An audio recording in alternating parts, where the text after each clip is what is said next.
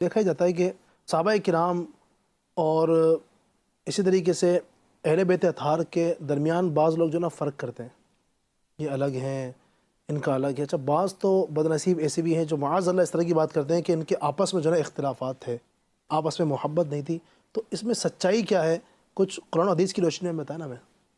دیکھیں، یہ جو پہلے اگر ہم دیکھیں، یہ ساری چیز جو لوگوں میں ہے یہ لا علمی اور جہالت کی بنا پر ہے۔ بالکل ایسا ہی، اگر قرآن دیکھیں تو قرآن کہتا ہے رحماء بینہم، سبحان اللہ۔ کہ آپس میں جو ہیں بڑے نرم دل تھے، رحم کرتے تھے۔ تو یہ کیا ہے؟ رحم پیار و محبت ہی تھا۔ صحیح۔ اگر ہم احادیث میں یا جو واقعات آئے ان کو بھی پڑھتے ہیں تو ان میں بھی ان کے درمیان بڑی محبت پائی جاتی ہے۔ ایک بار کا واقعہ ہے کہ حضرت عمر رضی اللہ تعالیٰ عنہ مسجد نبوی میں مال غنیمت تقسیم فرما رہے تھے کہ حضرت امام حسن رضی اللہ تعالیٰ عنہ کھڑے ہوئے اور کہنے لگے کہ اے امیر المؤمنین، اللہ نے جو مال غنیمت مسلمانوں کو عطا فرمایا ہے اس میں سے میرا حصہ مجھے دیجیے۔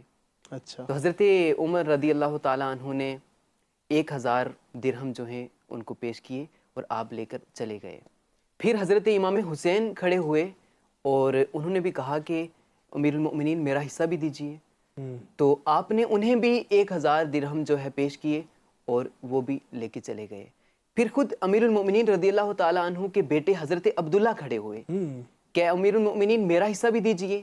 تو آپ نے انہیں 500 درہم دیے۔ اچھا، پہلے حسنین کریمین کو 1000 درہم پیش کیے اور اپنے بیٹے کو 500 درہم پیش کیے۔ اللہ اللہ۔ تو کہنے لگے کہ امیر المؤمنین، میں تو اس وقت سے حضور علیہ الصلوۃ والسلام کے ساتھ غزوات میں شریک ہو رہا ہوں جب حسنین کریمین چھوٹے کم عمر تھے، اس کے باوجود آپ نے انہیں 1000 درہم دیے اور مجھے 500 درہم۔ تو جو ہے حضرت عمر رضی اللہ تعالیٰ عنہ جب یہ بات سنی تو اہل بیت کی محبت کا جو سمندر تھا وہ موجیں مارنے لگا اور عشق و محبت میں سرشار ہو کر حضرت عمر رضی اللہ تعالیٰ عنہ نے جو جواب دیا، ناظرین آپ بھی سنیں گے تو آپ کے کلیجے کو بھی ٹھنڈ پڑ جائے گی۔ حضرت عمر نے فرمایا کہ تم بھی چاہتے ہو کہ تمہیں بھی اتنا ہی حصہ دیا جائے جتنا حسنین کریمین کو دیا گیا، تو جاؤ ان کے والد جیسا والد لے کے۔ کیا بات ہے! اگر تم بھی چاہتے ہو کہ تمہیں بھی ان جیسا حصہ دیا جائے تو جاؤ ان کے والدہ جیسی والدہ لے کر آؤ، ان کے نانا جیسا نانا لے کر آؤ، اور ان کی نانی جیسی نانی لے کر آؤ، ان کے چچا جیسا چچا، ان کے ماموں جیسا ماموں لے کر آؤ۔ اللہ اکبر۔ اور پھر خود فرمایا لیکن تم نہیں لا سکتے، کیوں؟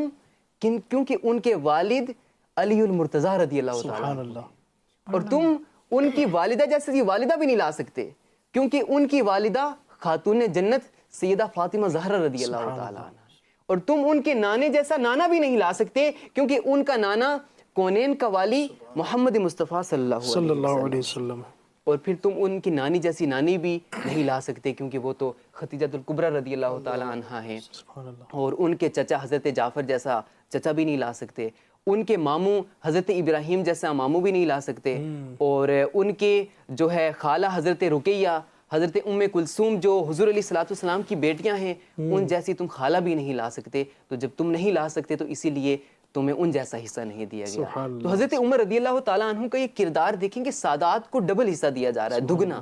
تو اللہ کا فضل ہے ہم بھی صحابہ کرام کے نقش قدم پر چلنے والے ہیں، اور ہمارے امام اہل سنت کا بھی یہی انداز تھا، صحابہ کرام کے طریقے پر عمل کرتے ہوئے وہ بھی ہمیشہ جب بھی کوئی چیز تقسیم کرتے تو سادات کو دگنا دیتے۔ سبحان اللہ۔ اور ہماری یہ خوش قسمتی ہے کہ ہمارے امیر اہل سنت کا بھی یہی طریقہ ہے کہ جب سادات کو دینے کی باری آتی ہے تو آپ سادات کو دگنا دیتے ہیں۔ تو ہمیں بھی اسی انداز پہ چلنا چاہیے، سادات کو جب بھی کچھ دینا ہو، عید کے موقع پہ دیں یا جب بھی دیں تو ان کو دگنا ہی حصہ دیں۔